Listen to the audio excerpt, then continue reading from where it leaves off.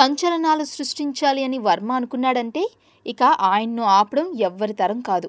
ఎప్పటికప్పుడు కొత్త కొత్త కాన్సెప్ట్లతో నెట్ జనాల ముందుకు వస్తూ డిఫరెంట్గా ఆయన చేసే పనులు ఆశ్చర్యపరుస్తుంటాయి. కొన్నిసార్లు చాలా మందికి మండిస్తుంటాయి కూడా. ఇప్పటి వరకు ఇతరులపై రాలేసి పబ్బం గడుపుకున్న వర్మ ఇప్పుడు తనను తానే టార్గెట్ చేసుకుంటున్నాడు. ఒకప్పటి తన రైటర్, ఇప్పుడు పెద్ద డైరెక్టర్ అయిన అనురాగ్ కశ్యప్తో తనకు మంచి స్నేహం ఉందని చెప్పాలన్నది వర్మ టార్గెట్. కానీ ఆ పాయింట్ను అలాగే చెప్పేస్తే అది వర్మ స్టైల్ ఏమనిపించుకుంటుంది.